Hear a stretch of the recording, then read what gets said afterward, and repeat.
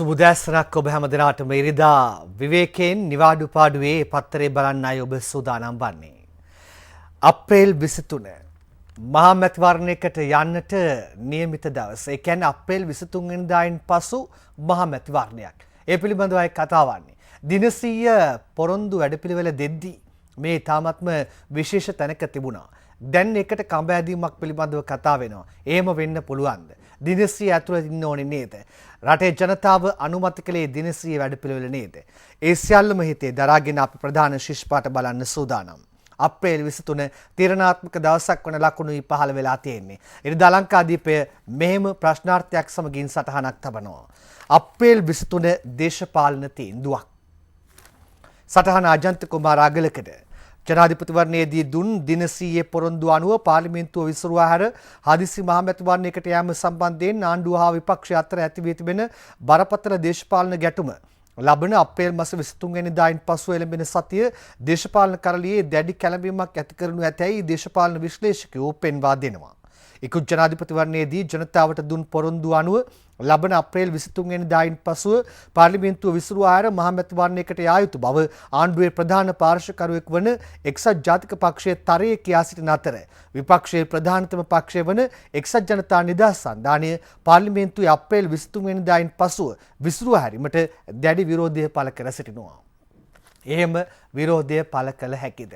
මහා මැතිවරණයට පමණක්ද මේ විරෝධය පළ කිරීම? ඊළඟ කතාව රිවිර ඉරිදා සංග්‍රහයෙන්. පළාත් පාලන ඡන්දයටත් එජාප ශ්‍රී ලංකා නිදහස් පක්ෂ කම්බාදී. එමයි ලියා තබන්නේ රුචිර දිලාන් මදුශංක. ඡන්දය කල් නොදැම්වොත් බලතල විශේෂ කොමසාරිස්වරුන්ට. නගර සභා ප්‍රාදේශ සභා නිල කාලය මාර්තු 31 වෙනිදායින් අවසන්. බලමු කියවලා ප්‍රධාන ඡේදය. ලබන මාර්තු 31 වෙනිදායින් පළාත් පාලන ආයතනවල නිල කාලය නිමා වෙද්දී වහාම පළාත් පාලන මැතිවරණය පැවැත්විය යුතු බවට එජාප රජය දරන ස්ථාවරයට පිටු දක්වමින් ශ්‍රී ලංකා නිදහස් පක්ෂය තවත් වසරක කාලයකට පළාත් පාලන මැතිවරණය පැවැත්වෙන දිනය දීර්ඝ කළ යුතු යන ස්ථාවරය දරන නිසා ඒ සම්බන්ධයෙන් දෙපාර්ශ්වයේ කඹ ඇදීමක් සිදු වෙමින් පවතින බව දෙපාර්ශ්වයේම විශ්වාස කටයුතු ආරංචි මාර්ග සඳහන් කරනවා. ඇයි ශ්‍රී ලංකා නිදහස් පක්ෂය දැන් මැතිවරණ වලට කඹ අදින්න යන්නේ? මැතිවරණ කල් දාන්න කියන්නේ යන්නේ. ඊළඟ කතාව දේශයෙන්. පාවෙන අවිගබඩාවේ ජාතකය හෙළිවේ. එමයි ලියා තබන්නේ විශේෂ වාර්තාකරුවෙකු විසින්. ඇවන්ගාඩ් ආරක්ෂක සමාගම සතු පාවෙන අවිගබඩාව ලෙස හැඳින්වෙන දැනට අත්අඩංගුවේ පවතින මහනුවර නෞකාව වත්මන් රජයේ බලයට පත්වීමෙන් පසුවත් ශ්‍රී ලංකා දජය යටතේ ලියාපදිංචි කර ඇති බව හෙළිදරව් වී තිබෙනවා. මෙම ලියාපදිංචිය හදිසියේ කෙසේ සිදු වීද යන්න ගැන විශේෂ පරීක්ෂණයක් කිරීමට රජය තීරණය කර ඇති බවයි සටහනේ වැඩිදුරටත් දක්නට ලැබෙන්නේ. ඊළඟට යමු ඉන්දු ශ්‍රී ලංකා අලුත් වුණු මිතුදම පිළිබඳ කතා කරන්නට. මේ සිළුමිණ ප්‍රධාන ශිෂ්පාඨය. ඉන්දියාවට වීසා නිදහසක්. ඉන්දියානු කලාපයේ සාම කලාපයක් විය යුතුයි. ඉන්දියා අග්‍රාමාත්‍යවරයා කියන්නේ සුනිල් දයාල්විස්. ශ්‍රී ලංකාවේ සාමය සහජීවනීය සංවර්ධනය සඳහා ඉන්දියාව තම අවංක ආධාර සහ සුම්පැතුම් පිරිනමන බව ඉන්දියා අග්‍රාමාත්‍යවරයා කියා සිටිනවා. දැන් මේ සූදානම් වෙන්නේ දිවයින ඉරිදා සංග්‍රහයේ තියෙන ප්‍රධාන ශීර්ෂපාඨය ඔබට අරගෙන එන්නට. මෙතන විශේෂත්වයක් තියෙනවා. ඒ තමයි මේ TNA මොනවද කියන්නේ. අපි ඒ කාරණාව ගැන සාකච්ඡා කරන්නට සූදානම්. 13 එපා TNA මෝදිට කියයි. ලියන්නේ කීර්තිවර්ණ කුලසූරියයි. 13 වෙනි සංශෝධනයේ වෙනුවට වඩා පුළුල් බලතල ලබා ගැනීම සඳහා බලය බෙදා හැරීමේ අලුත් ක්‍රමවේදයක් සකස් කරන ලෙස උතුරු මහ ඇමති CV විග්නේශ්වරන් ඉන්දියා අග්‍රාමාත්‍ය නරේන්ද්‍ර මෝදිගෙන් ඉල්ලා තියෙනවා කියලා මෙන්න පත්තරයේ වාර්තා කර සිටිනවා. කතාව ඒ තරම් හොඳ වෙන එකක් නෑ අපිට. 13 එපා TNA මෝදිට කියයි. 13 එපා කියලා කියනකොට යන්නේ කොතනට කියන කාරණාවයි ගැටලුව බවට පත් වෙන්නේ. ප්‍රධාන ශිෂ්පාඨ අවසන් කළ අනෙත් ශිෂ්පාඨ වලට යන්න කලින් ඊයේ ප්‍රවෘත්ති ප්‍රකාශයේ මෙන්න මේ වාර්තාව ගැනත් ඔබේ අවධානය යොමු කරන්න.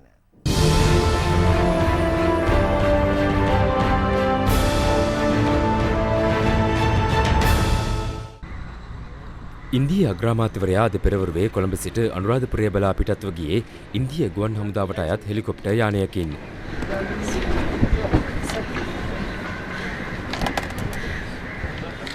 අනුරාධපුර පූජා භූමියට පැමිණි ඉන්දියා අග්‍රාමාත්‍යවරයා ජනාධිපතිවරයා ඇතුළු මැති ඇමතිවරුන් පිරිසක් විසින් පිළිගනු ලැබුවා.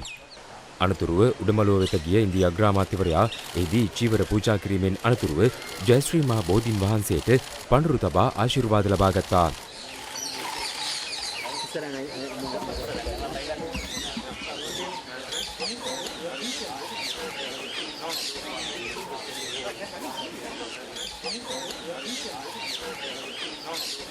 එහිදී අටමස්ථානාධිපති පූජ්‍ය පල්ලේගම සිරිනිවාස හිමියන් ඇතුළු මහා සංඝරත්නය පිරිත් සජ්ජායනා කරමින් ඉන්දියා අග්‍රාමාත්‍යවරයාට ආශිර්වාද කරනු ලැබුවා.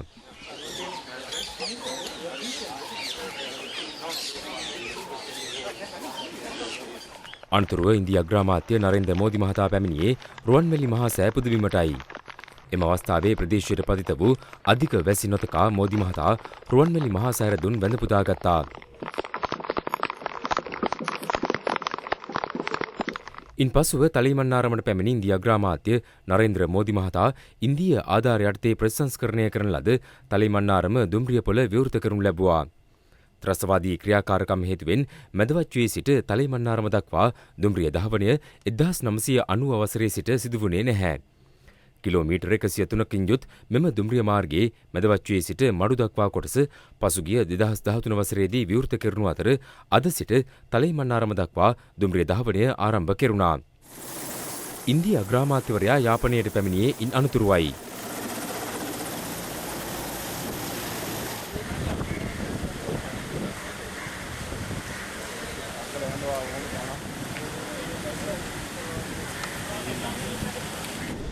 දෙදින නිල සංචාරයක නිරත වන ඉන්දියා අග්‍රාමාත්‍ය නරේන්ද්‍ර මෝදි මහතා අද පස්වරු 1:04ට පමණ යාපනයේ මහජන පුස්තකාලය වෙත පැමිණියා.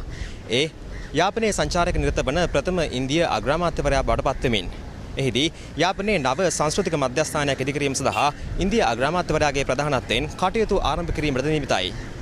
එහිදී ඉන්දියා අග්‍රාමාත්‍යවරයා ඉන්දියා ජනතාවගේ පරිත්‍යාගයක් ලෙස ඉදිකිරීමට යෝජිත යාපනයේ සංස්කෘතික මධ්‍යස්ථානයේ සමරු පළකයද නිරාවරණය කළා.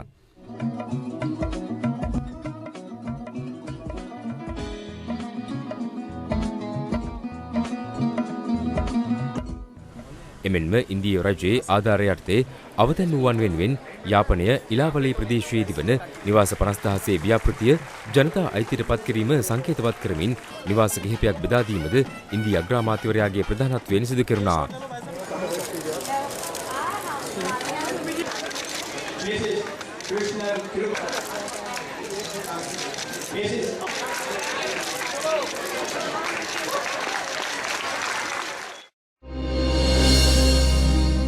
ඒ සමගින් අප සූදානම් ඉරිදා ලංකාදීපයෙන් අනිකුත් ශීර්ෂ පාඨත් ඔබට කියන්න යන්න.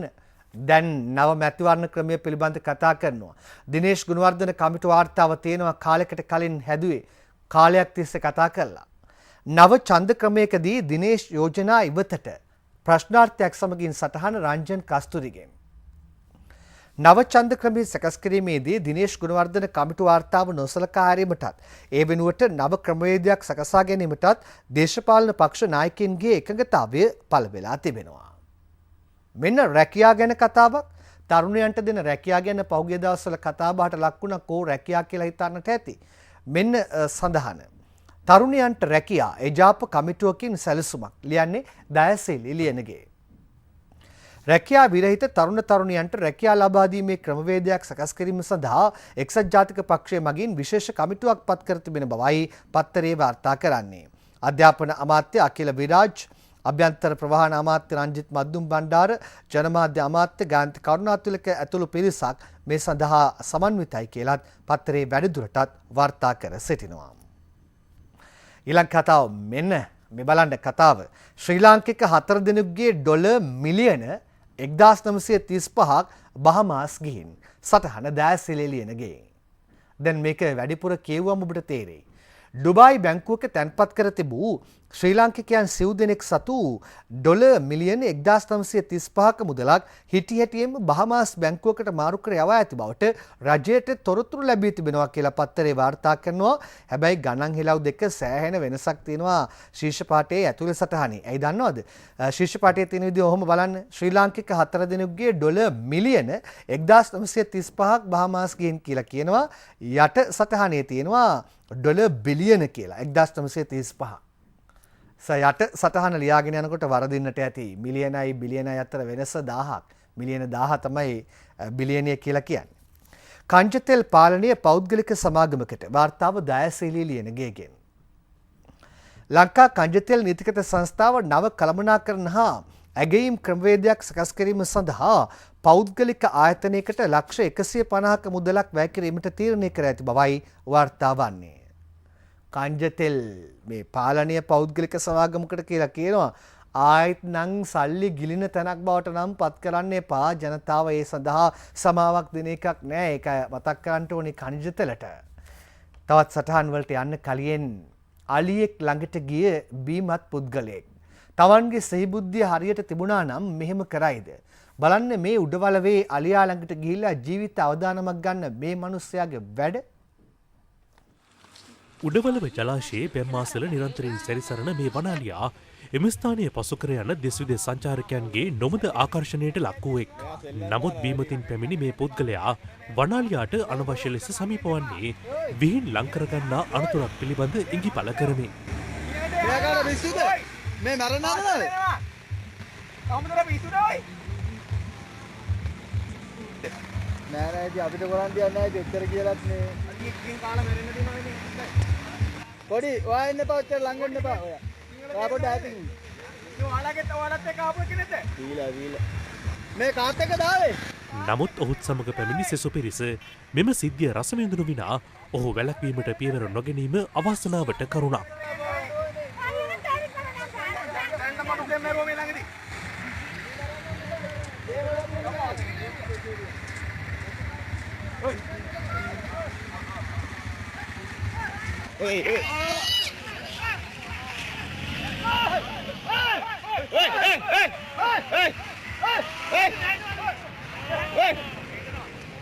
පමණ ඉක්මවා බීමතින් සිටින ඔහු වනාලියාගේ ප්‍රහාරයට ලක්වුවත් එහි රැසූ සිසු පිරිසකගේ මැදිහත්වීමෙන් බරපතල අනතුරක් නොවී බේරා ගැනීමට හැකි වුණා.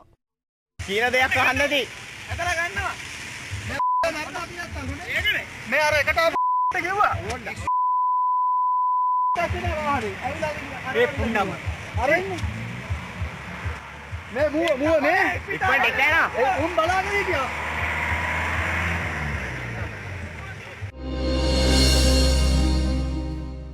පේනව නේද තත්ත්වය? මෙතන තිබුණු විශේෂත්වය ඔබ දැක්කද? ඒ බීමත් පුද්ගලයා සමගින් ආපු අය බලාගෙන ඉන්නවා. ඔහු යනකම් කිසිම වගේ වගක් නැතුව ගිහිල්ලා කියද්දිත් hina වෙනවා. ආලපාල හිටපු අයගේ අවධානය නිසා ජීවිතයක් බේරා ගත්තා. අපි තවත් ශිෂ්‍ය පාඨ බලමු මේ විරාමයෙන් පසුව.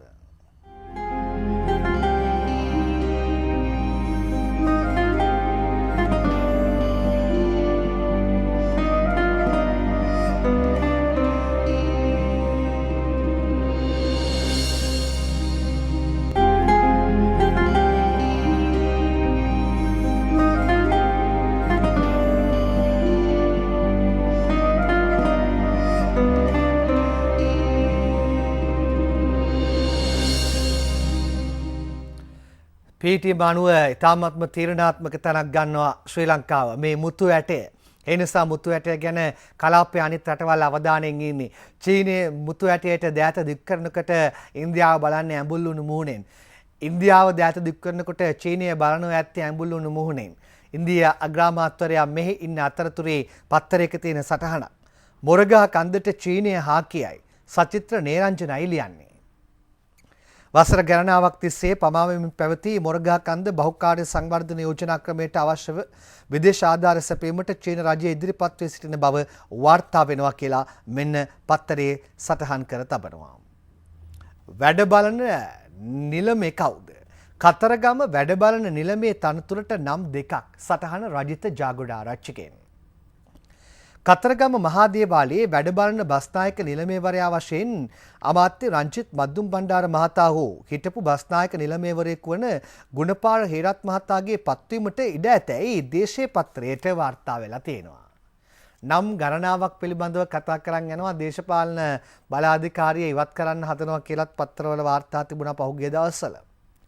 කළු කඩේ දඩ මුදල් ඩබල් ට්‍රිබල් වෙයි. ලියන්නේ මහින්ද නිශ්ශංක. පාරිභෝගික පනත උල්ලංඝනය කරන වෙළඳුන්ට නිෂ්පාදකයන්ට ආනයනකරුවන්ට අසුරන්නන්ට සහ බෙදා හරින්නන්ට නියම කරන දඩ මුදල් 4 ගුණයකින් ඉහළ දැමීමට පාරිභෝගික කටයුතු පිළිබඳ අධිකාරිය පියවර අරගෙන තිබෙනවා. මෙන්න වැඩක් කළු කඩේ දඩ මුදල් ඩබල් ට්‍රිබල් වෙයි කියලායි කියන්නේ. එතනින් එහාටත් ගිහිලා තිනවා 4 ගුණයකින් කියලාත් පත්තරේ වාර්තා කරලා තියෙනවා. දේශීය පත්තරේ ප්‍රධාන පිටුවේ ශිෂ්‍ය පාඨ කීපයක් බැලුවා එන්න මව්බිමට යන්න මෙන්න සන්දානයේ හිටපු ඇමති දෙදෙනෙක් එක්සත් ජාතික පක්ෂයට මාන බලන පුවතක් තමයි වාර්තා කරලා තියෙන්නේ. මහනුවර කුරුණෑගල සන්දානයේ හිටපු ඇමති දෙදෙනෙක් මහා ඡන්දෙට අලියාගෙන නැති. ලියන්නේ ආරි රත්න ගණේ ගොඩ. පසුගිය එක්සත් ජනතා නිදහස් සන්ධාන රාජ්‍යයේ කාලයක් ප්‍රබල ඇමති ධූර ධර්මෙන් කටයුතු කළ එක්සත් ජාතික පක්ෂයේ හිටපු ප්‍රාදේශීය නායකයන් දෙදෙනෙකු ඉදිරි මහමැතිවරණයේදී එක්සත් ජාතික පක්ෂයේ මන්ත්‍රී ධූර අපේක්ෂකයන් ලෙස ඉදිරිපත් වීමට නියමිත බව දේශපාලන ආරංචි මාර්ග සඳහන් කරනවා. කවුරු වේද මහනුවර හිටපු ඇමති කවුරු වේද කුරුණෑගල හිටපු ඇමති සමහරලාට විවිධ නම් පිළිබඳව ඔබේ මතකයට එයි. ශ්‍රී ලංකා නිදහස් පක්ෂ විධායක සභාව ජවිපේ මධ්‍යම කාරක සභාව හදිසියේ රැස්වන්නේ ඇයි? දිල්හාන් විමල් කයි ලියන්නේ. මේ හදිසි රැස්වීම පිළිබඳවයි සටහනේ දක්නට ලැබෙන්නේ.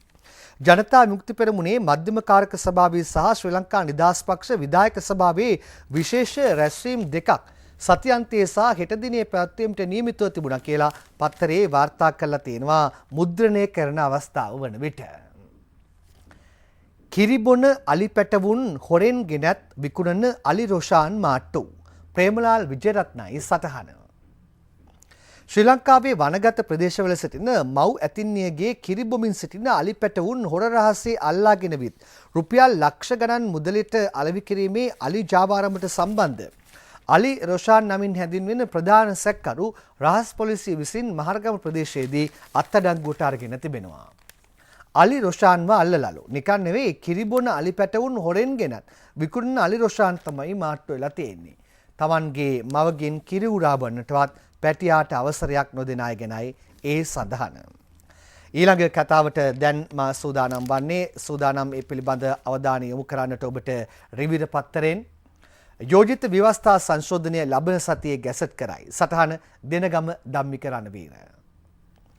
යෝජිත ආණ්ඩුක්‍රම ව්‍යවස්ථා සංශෝධනය ලබන සතියේදී ගැසට් කිරීමට රාජ්‍ය තීරණය කර තිබෙනවා.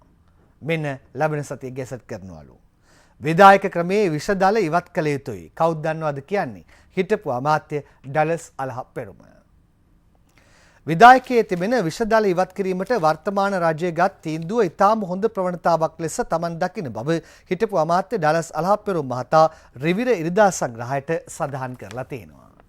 හිටපු අමාත්‍ය ඩලස් අලහප්පෙරුම මහතාත් කියනවා විෂදල ඉවත් කිරීම හොඳයි කියන කාරණාව. අපි සුදානම් ගෙවී ගිය සතියට යන්නට මාර්තු 12 ප්‍රකාශය ප්‍රෆරල් මූලික වෙලා ආචාර ධර්ම පද්ධතියක් හදන්නට හදනවා මන්ත්‍රීවරුන් වෙනුවෙන් දේශපාලකයන් වෙනුවෙන් මාර්තු 12 ප්‍රකාශය නමින් එළි දැක්වේ මෙන්න මේ විදිහටයි. පාර්ලිමේන්තු පළාත් සභා හා පළාත් පාලන ආයතන සඳහා නාම යෝජනා ලබා දීමේදී දේශපාලන පක්ෂ සැලකිය යුතු නිර්ණායකයන් ඇතුළත් පුරවැසි සංවිධාන යෝජනාවලිය මාර්තු 12 ප්‍රකාශනය නමින් එළි දැක්වීම වෙනුවෙන් මෙම උත්සවය පැවැත්වුණා. පැෆරල් සංවිධානය සංවිධාන කළ මෙම උත්සවය සඳහා අග්‍රාමාත්‍ය රනිල් වික්‍රමසිංහ විපක්ෂ නායක නිමල් සිරිපාල ද සිල්වා ඇතුළු දේශපාලන පක්ෂ නායකයන් රැසක් එක්ව සිටියා. මෙහිදී අදාළ යෝජනාවලිය අනුමත කරමින් ඔවුන් ඊට අත්සන් තැබුවා. මැතිවරණ කොමසාරිස් මහින්ද දේශප්‍රිය මහතාටද මෙම යෝජනාවලියේ පිටපතක් ලබා දුන්නා. මට මේකේ වළංගුතාවයක් නැහැ හැබැයි. අපිට වළංගුතාවය එන්න නම් පනතකට හරි ව්‍යවස්ථාවකට හරි දාන්න. විශේෂයෙන්ම අපි දන්නවා අපේ රටේ රාජ්‍ය සේවයට ආචාර ධර්ම තියෙනවා. හැබැයි අපේ රටේ තාම ආචාර ධර්ම නැති වෘත්තිය තමයි පාර්ලිමේන්තු මන්ත්‍රීවරුන්ට. ඒක නිසා දේශපාලන සංස්කෘතියේ ලොකු බිඳවැටීමක් සිද්ධ වෙලා තියෙනවා. මතු පිටින් බැලුව ගාම දැක්ක දෙයක් තමයි දේශපාලන පක්ෂ මාරු කරන අයට නාම යෝජනා දෙන්න එපා කියන එක මේකේ තාම නැහැ. ඒකත් ඇතුල් වෙන්න ඕන. අපි උත්සාහ කරනවා දේශපාලන පක්ෂ මාරු කරන අයගේ മന്ത്രി ධූරය අහෝසි කිරීමේ යෝජනාව දැනටත් තියෙනවා. ඒක පහුගිය කාලේ අධිකරණයේ තීන්දුවක් නිසා විකෘති වෙලා තියෙනවා. ඒක නැවත බලවත් වෙන්න ඕන. ඒක නිසා දේශපාලන පක්ෂ මාරු කරන අයගේ മന്ത്രി ධූරය අහෝසි වෙන්න සහ පක්ෂ මාරු කරපු අයට අපේක්ෂකත්වය නොදී ඉන්න තවත් මේක තහවුරු වෙන්න ඕනකම තියෙනවා. විධායක ජනාධිපති ධූරයේ බලතල අඩු කිරීම පිළිබඳව ඒ ආවෝෂි කිරීමේ ක්‍රියාවලිය පිළිබඳව අපේ කිසිම ප්‍රශ්නයක් නැහැ. හැබැයි විධායක ජනාධිපති ධූරයටත් වඩා මේ රටේ ජනතාව අවුලෙන් වියවුලට පත් වූ දෙයක් තමයි මනාප ඡන්ද ක්‍රමය. අපි කිව්වා ජනාධිපති ක්‍රමය අහෝසි කිරීමත් මේ මැතිවරණ ක්‍රම සංශෝධනයක් කියන මේ දෙකම එකවර කළ යුතුයි කියලා. Tamange කෙටි දේශපාලන වාසියක් තකාගෙන මැතිවරණ ක්‍රමය ක්‍රියාත්මක කිරීම පහු කරනවා නම් අපි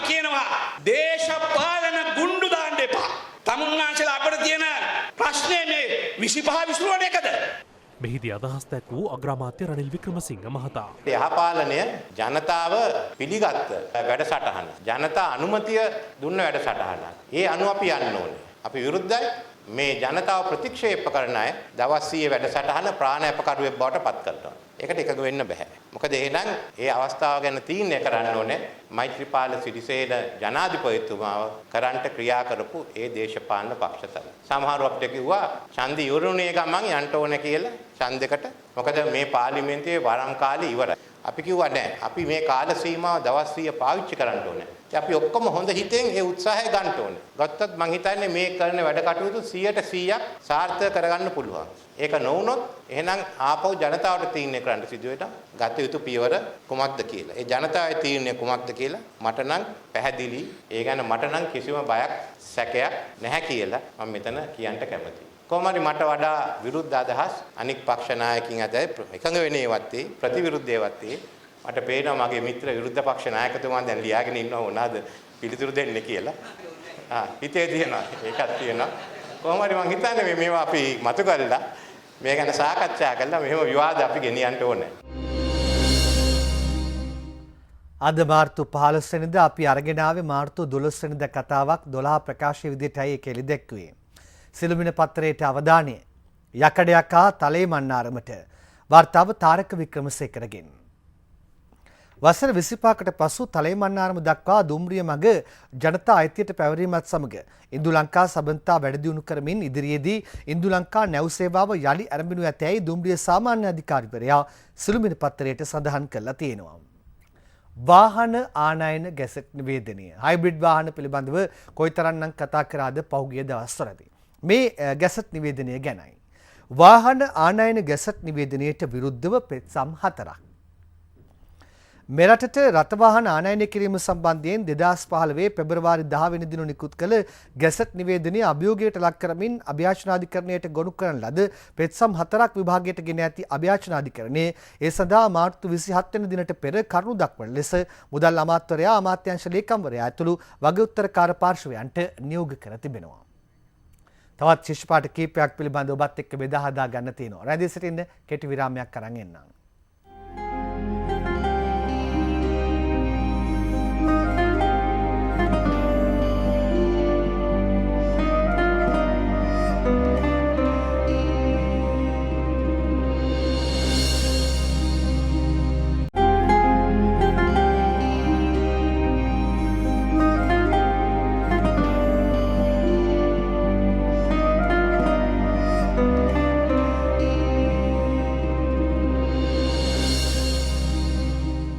ලංකාවේ හැඩය මොන වගේද? ලංකා සිතියම ඔබේ මනසට ගන්න.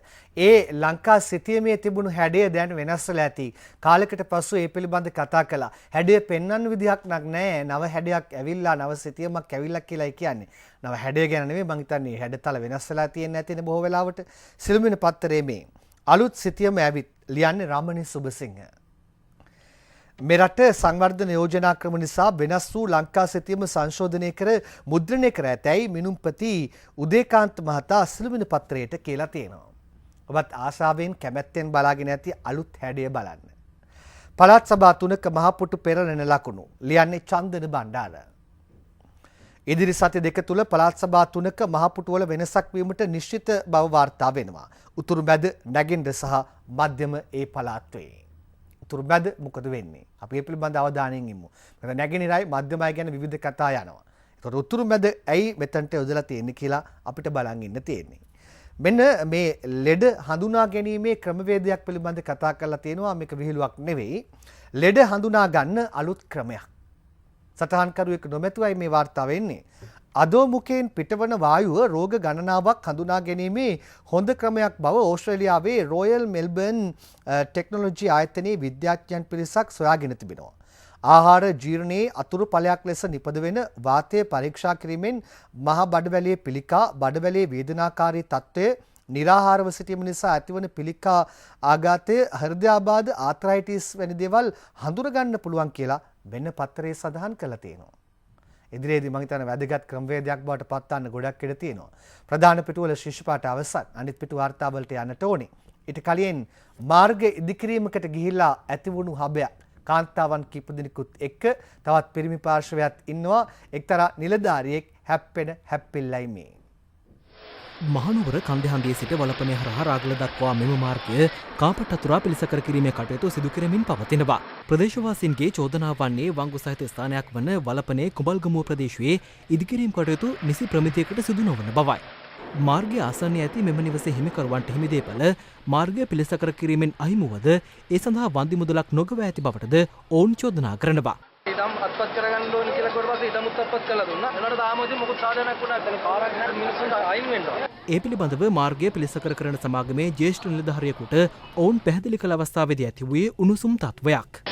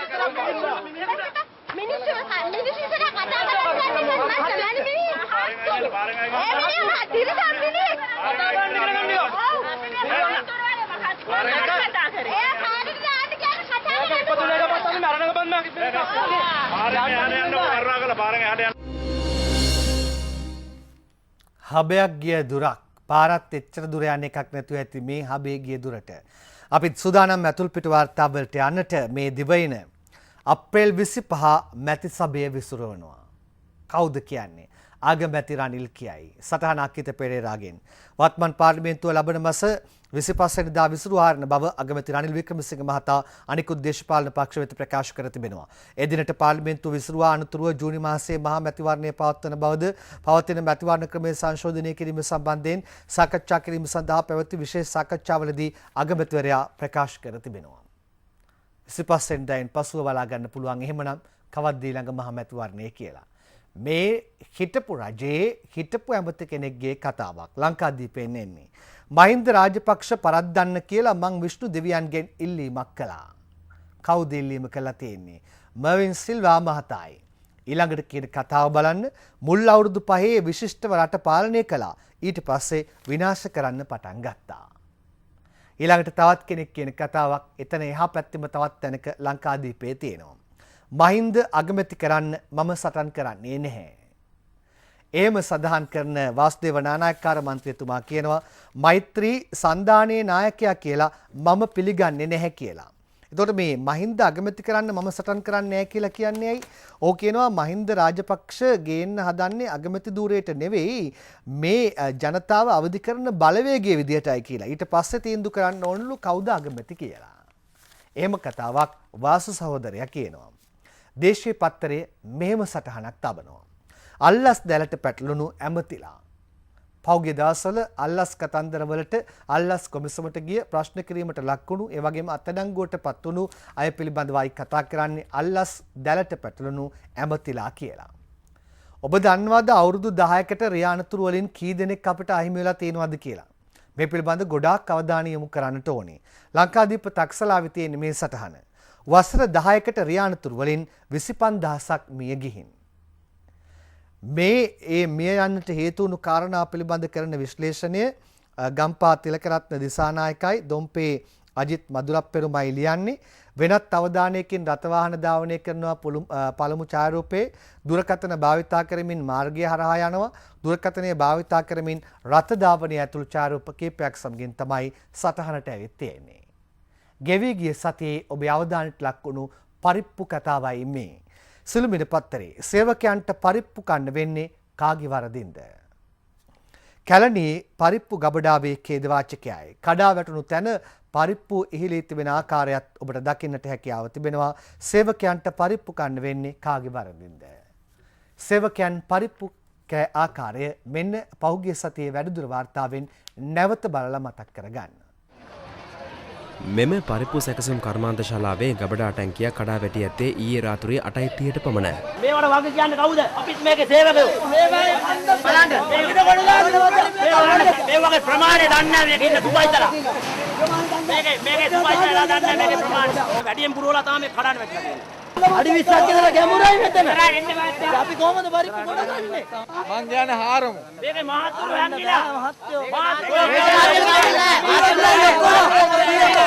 අප වාර්තාකරු සඳහන් කළේ අදාළ සිද්ධිය සිදු වී පැය 3කට පමණ පසු එම ස්ථානයට බැකෝ යන්ත්‍රයක් පැමිණි බවයි.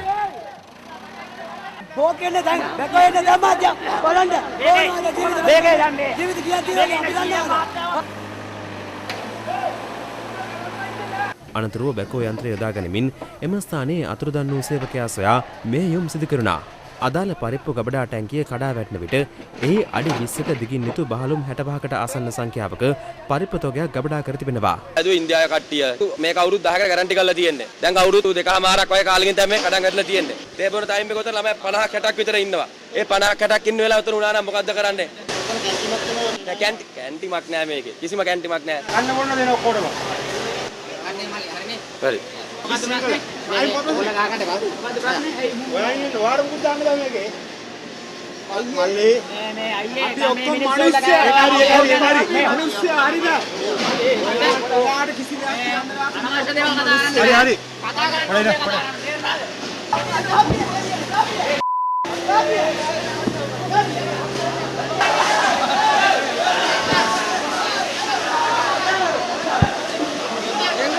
අද අලියම් කාලයේදීද ආයතනයේ සේවකයින් එක්ව ගබඩා ටැංකිය කඩා වැටුණු ස්ථානයේ ඇති පරිප්පු ඉවත් කර අතුරුදන් වූ පුද්ගලයා ඇසවීමට උත්සාහ කළා. ඊයේ රාත්‍රියේ කඩා වැටි ඇත්තේ මෙම ගබඩා ටැංකි දෙක හා සමාන තවත් ටැංකියකුයි. මේ අතර කඩා වැටුණු ගබඩා ටැංකිය ආසන්නයේ පිහිටි තවත් ටැංකියකින්ද කාන්දුවක් සිදුවන ආකාරය මෙලෙස දැකගත හැකි වුණා. පසුව බැකෝ යන්ත්‍ර සහ දොබකර යොදා ගනිමින් කඩා වැටුණු ගබඩා ටැංකියේ කොටස් ඉවත් කර අතුරුදන් වූ සේවකයා සෙවීමේ කටයුතු සිදු වුණා. මේ වන විට එම මෙහෙයුම් සඳහා පොලිස් ස්ථාන 5ක නිලධාරීන් සහ 50කට නිලධාරීන් කාර්යවලේ නිලධාරීන් එක්ව සිටිනවා. මේ වගේ අසාධාරණයක් මේ කම්පැනි වැඩ කරන සේවකයෝ 250 300ක් ඉන්නවා. ඒ අනිත් එක්කෙනෙකුටවත් වෙන්න තියන්න එපා. 9 තේකට වගේ වෙලා තිබ්බනම් අපි ඔක්කොම යට වෙනවා. මේ මොකක් කට උත්තරයක් ගන්න කෙනෙක් නැහැ. සිද්ධින් අතුරුදන්ව සිටින්නේ අදාළ කර්මාන්ත ශාලාවේ සේවය කළ 24 හැවිරිදි දිවියේ පසු උදාර හර්ෂක තිලකරත්න නැමැති පුද්ගලයෙක්. මොණ්ඩාගල් ප්‍රදේශයේ අයෙකු වන ඔහු සී බිරිඳ සමගින් කැලණිය පට්ටිවිල ප්‍රදේශයේම පදිංචිව සිටියා. ඒ සමගින් සූදානම් වෙනවා කැටපත් පවුරේ අර කුරුටු ගෑ තරුණියක් ඔබ දන්නවා අත්අඩංගුවටගෙන පසුව සිරගත වන්නට සිදු වුණා. ඇගේ අම්මා කියන කතාව පත්තර දෙකකින් මේ. මුලින්ම බලන්න මෙන්න මව්බිම. කැටපත් පවුරටත් වැඩි ජීවිතයේ දුක්ගින්දර කියා දෙන්න මිනිස්සුනේ මගේ දරුවා කරපු වරද. මේ බලන්න මේ කතාව. අම්මේ මම දැනුවත්ව වරදක් කළේ නැහැ. මාව නිදහස් කරගන්නේ නැත්තේ ඇයි? මොන වරදක් කළාටද මාව කිරේ දැම්මේ? උසාවියේදී ඒ අය කිව්ව කිසිම දෙයක් මට තේරුනේ නැහැ කියලා මේ සටහනේ ලියා තියෙනවා. කැටපත් පවුර කුරුටු ගෑවාට අවුරුදු දෙකකට හිරේ දැම්ම දියණියගේ අම්මා කියන කඳුළු කතාව. ඊළඟට මම දැක්කා මේ කතාවම තියෙනවා සිළුමිණ පත්තරෙන්. ඒකේ ශීර්ෂ පාඨය හරි විශේෂයි. ඒ නිසා මම ඒ තෝරාගත්තා. දැන් බලන්න ඒ ශීර්ෂ පාඨය. මෙන්න කුරුටු ගීයට වගේම දුවටත් මං ආදරේ. අම්මා කියන අපූර්ව කතාවක්. කුරුටු ගීයට වගේම දුවටත් මං ආදරේ. සමහර දේවල් වල අපි නොදන්න පැතිකඩවල් තියෙනවා නේද? මේ දේශය බොන වතුරට තෙල් දාලා ලොකු නඩුවක්. බිගුන් මේනක ගමගේ චුන්නාකම්හි සංචාරකයන් පසුව ලියන්නේ බීමට පිරිසුදු ජලය නොමැතිකම පිළිබඳව ගෙවිගේ ඉරිදා දේශයෙන් අනාවරණය කළා. එහි තව කොටසක් තමයි මෙලෙස අරගෙන ඇවිත් තිබෙන්නේ. ඊළඟට මව්බිමෙන් තෝරා ගන්නා ඇතුල් පිටු වාර්තාවක්. පිළිකාවට මග ගෙනාව දුම්පානේ පළ විපාක. බලන්න පෙනහැලු හදලා තියෙන ආකාරය සිගරට් වලින්මයි හදලා තියෙන්නේ පිච්චිලා දැවිලා යන ආකාරය පිළිබඳ. කල්පවතින කැස්ස හුස්ම ගැනීමේ අපහසුතා අධික මහන්සිය කැස්ස සමග ලේ පිටවීම ප්‍රධානයි. මෙවැනි ලක්ෂණ සති 3කට වඩා වැඩි නම් වෛද්‍ය උපදෙස් ගන්න කියලා පත්තරේ මතක් කරලා දීලා තියෙනවා. මං හිතන්නේ ඒ පිළිබඳව ඔබේ අවධානය වැඩිපුර යොමු කළොත් හොඳයි කියලා හිතෙනවා. කාටුන් පෙළයි සූදානම් කරගන්නේ මේ විරාමයෙන් අනතුරුව.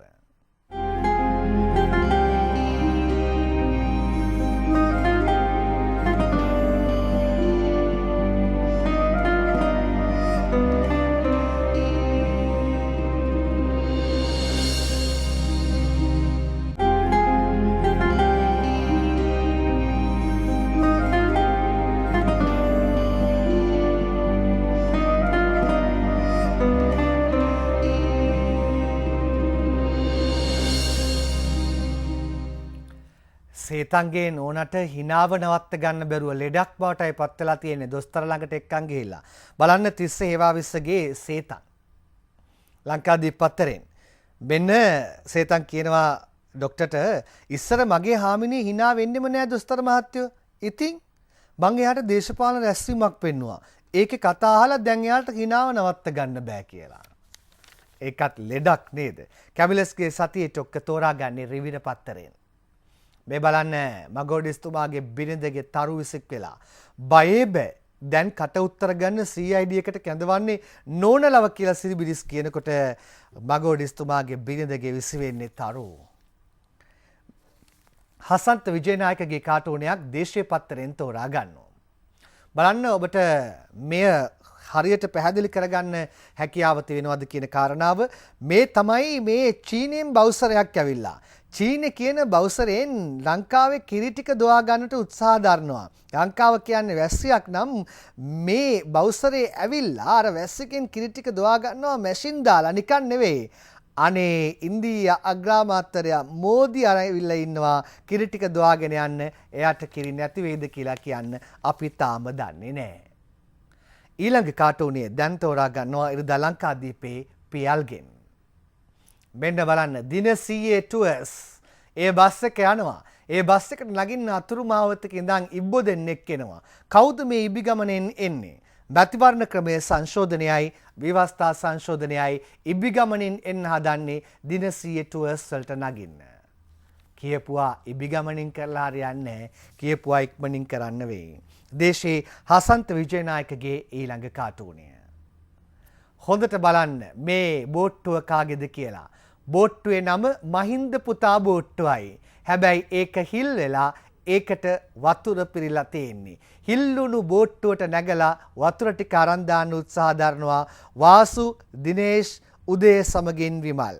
මේ හිල්ලුණු බෝට්ටුව පිළිසකර කරන්න ඔවුන්ට හැකියාව ලැබෙයිද කියලා අපි බලාගෙන ඉමු. ඒ අතරේ කෙනෙක් තවත් කෙනෙක් විදියට හැඩගැන්වෙන්නට සූදානම් වෙනවා. අර හින්දි භාෂාවෙන් පාර්ලිමේන්තුවේ වචන කතා කරපු කෙනා. අවසන් කාටුනේයි මේ තෝරාගන්නේ දිවයිනේ සුමතිපාල ජෝතිපාලගෙන්. මහින්ද රාජපක්ෂගේ රූපය තියාගෙන ඡායාරූපයක් තියාගෙන එතන එහා පැත්තේ Tamanගේ රූපයකුත් තියාගෙන රැවුල දාලා Taman මහින්ද රාජපක්ෂ වෙන්නට දරන උත්සාහය කවුද මේ? නිමල් සිරිපාල්ද සිල්වා මහතායි Taman වෙස් ගන්වන්නට යන්නේ අනිත් කෙනා වගේ. සමුගන්නම් අපි හැමෝම ඉරිදා මේක පුදුම ලෝකයක් සමගින්.